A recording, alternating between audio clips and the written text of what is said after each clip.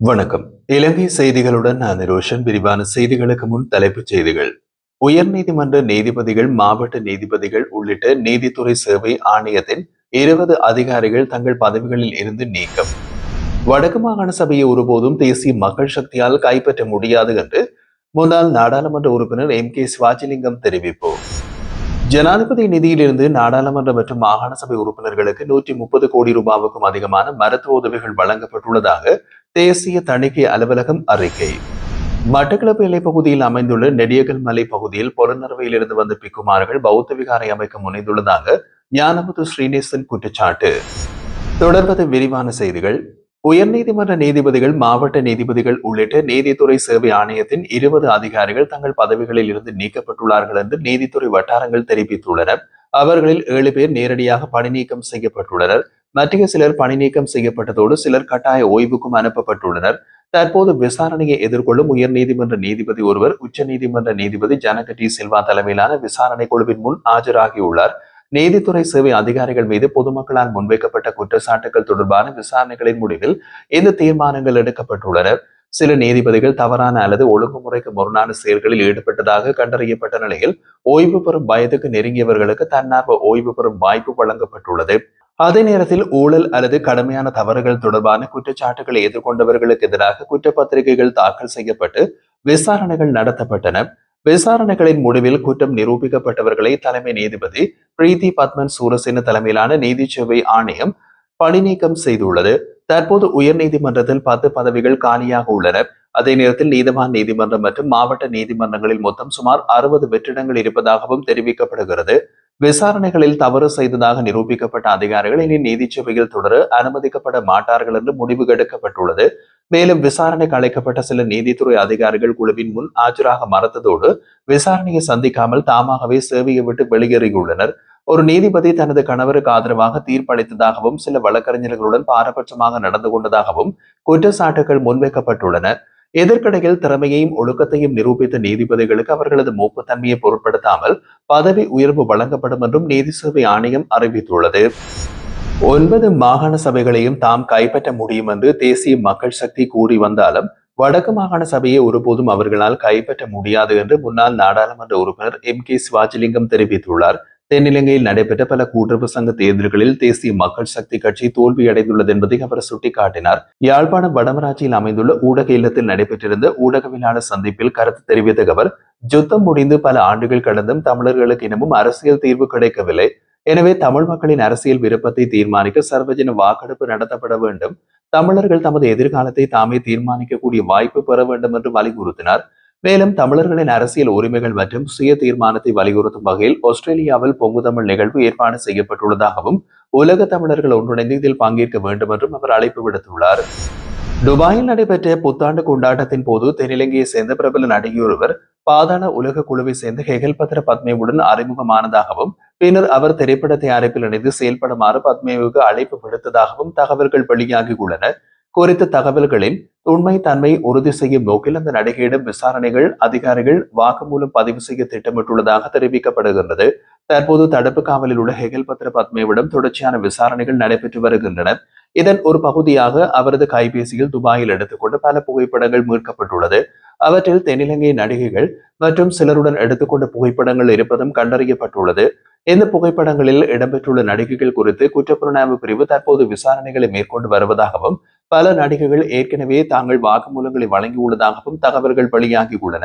மேலும் ஹெகல்பத்ர பத்மேவின் கருப்பு படம் சில நடிகைகளின் வழியாக சட்டப்பூர்வமான பணமாக மாற்றப்பட்டதா என்ற சந்தேகத்தின் பேரில் விசாரணைகள் விரிவுபடுத்தப்பட்டுள்ளமையும் குறிப்பிடத்தக்கது. ஜனாதிபதி நிதியத்திலிருந்து 56 நாடாளுமன்ற மற்றும் மாகாண சபை உறுப்பினர்களுக்கு மொத்தம் 130 கோடிக்கும் அதிகமான மருத்துவ உதவிகள் வழங்கப்பட்டுள்ளதாக தேசிய தணிக்கை அலுவலகம் வெளியிட்டுள்ள அறிக்கையில் தெரிவிக்கப்பட்டுள்ளது. அறிக்கையின்படி இந்த நிதி ஒதுக்கீடுகள் 2005 முதல் 2024 வரை காலப்பகுதியில் வழங்கப்பட்டுள்ளன. எனினும் மருத்துவ உதவிகளை வழங்கும் போது பின்பற்ற வேண்டிய நிர்வாக மற்றும் நிதி நடைமுறைகள் முறையாக கடைபிடிக்கப்படவில்லை என்பது முக்கிய குற்றச்சாட்டாக சுட்டிக்காட்டப்பட்டுள்ளது. முக்கியமாக முறையான விண்ணப்பங்கள் சமர்ப்பித்தல், விண்ணப்பதாரர்களின் மாதாந்திர வருமான வரம்பு சான்றிதழ்கள், பிரதேச செயலாளரின் பரிந்துரைகள், நிதி சொத்துக்களின் மதிப்பீடுகள் மற்றும் மருத்துவ உதவிக்கான உச்ச வரம்பு ஆகியவை பெரும்பாலான வழக்குகளில் புறக்கணிக்கப்பட்டுள்ளதாக அறிக்கை குறிப்பிடுகின்றது. மேலும் ஜனாதிபதி நிதியத்திலிருந்து கடனாக பணம் வழங்குவதற்கு சட்ட ரீதியான ஏற்பாடுகள் இல்லாத போதிலும் 2 நாடாளுமன்ற உறுப்பினர்களுக்கு மீளச் செலுத்தும் அடிப்படையில் நிதி வழங்கப்பட்டிருந்ததும் தணிக்கை அறிக்கையில் வெளிப்படுத்தப்பட்டுள்ளது. இந்த நிதி ஒதுக்கீடுகள் குறித்து குற்றப்புலனாய்வு பிரிவு தற்போது விசாரணைகளை மேற்கொண்டு வருவதாகவும் விசாரணை முடிவுகளின் அடிப்படையில் தேவையான சட்ட நடவடிக்கைகள் எடுக்கப்படும் என்றும் தெரிவிக்கப்பட்டுள்ளது. அத்துடன் இந்த நிதி ஒதுக்கீடுகள் முன்னாள் ஜனாதிபதிகளான மஹிந்த ராஜபக்ச, மைத்ரிபால சிறிசேன, கோட்டாபய ராஜபக்ச மற்றும் ரணில் விக்ரமசிங்கே ஆகியோரின் ஆட்சி காலத்தில் அங்கீகரிக்கப்பட்டிருந்தமையும் தற்போது உறுதிப்படுத்தப்பட்டுள்ளதாக அறிக்கைகளில் வலியுறுத்தப்பட்டுள்ளது. சிறையில் உள்ள தமிழ் அரசியல் கைதிகளின் விடுதலையை தொடர்ந்து வலியுறுத்தி வரும் குரலற்றவர்களின் குரல் அமைப்பின் பிரதிநிதிகளும் அரசியல் கைதிகளின் உறவினர்களும் வன்னி மாவட்ட நாடாளுமன்ற உறுப்பினர் துரைராசா ரவிகரன் சனிக்கிழமை யாழ்ப்பாணத்தில் சந்தித்து கலந்துரையாடினர். இந்த சந்திப்பு யாழ்ப்பாணம் குருநகர் பகுதியில் அமைந்துள்ள குரலற்றவர்களின் குரல் அமைப்பின் அலுவலகத்தில் நடைபெற்றது.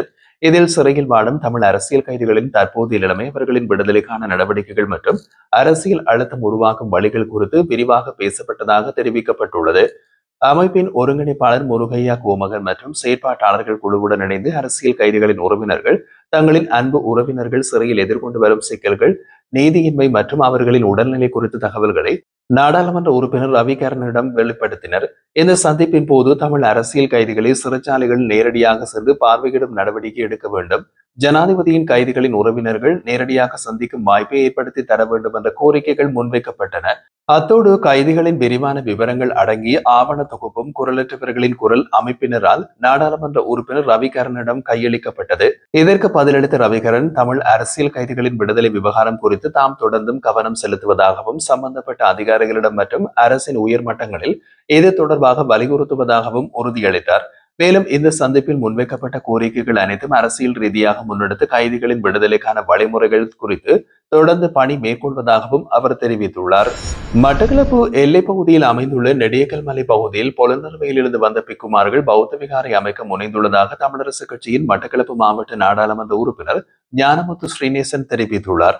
அவரது இல்லத்தில் நடைபெற்ற ஊடகவியலாள சந்திப்பில் கருத்து வெளியிட்ட அவர், மட்டக்களப்பு மாவட்டத்தில் தற்போது பல்வேறு பிரச்சனைகள் உருவாகி வருவதாகவும் மாவட்ட மக்களிடமிருந்து இவை தொடர்பான குறைகள் தொடர்ந்து வருவதாகவும் கூறினார்.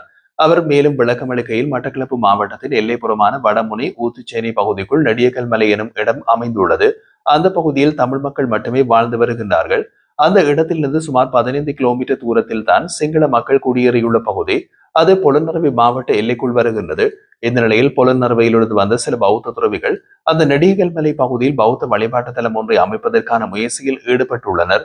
பௌத்தர்கள் வாழும் இடங்களில் பௌத்த வழிபாட்டு தலங்கள் அமைப்பது இயல்பு. அதுபோல இந்துக்கள், கிறிஸ்தவர்கள், முஸ்லிம்கள் தங்கள் தலங்களை தங்கள் சமூக பகுதிகளில் அமைத்துக் கொள்வதும் இயற்கையான ஒன்றே. ஆனால் எந்த ஒரு பௌத்த சிங்களரும் வாழாத ஒரு இடத்தில் தொலைவில் இருந்து வந்து பௌத்த விகாரை அமைப்பது சந்தேகத்துக்குரிய செயற்பாடு என்று கருதப்பட வேண்டும். இத்தகைய செயற்பாடுகள் கடந்த காலத்தில் மட்டக்களப்பு மாவட்டத்தை சேர்ந்த 2 ராஜாங்க அமைச்சர்களின் பதவி காலத்தில் ஆரம்பிக்கப்பட்டவை. அவர்கள் அரசாங்க ஆதரவை பெற்றிருந்ததால் இந்த விவகாரத்தை காணாமல் விட்டுவிட்டனர் என்று ஸ்ரீநேசன் குற்றம் சாட்டினார்.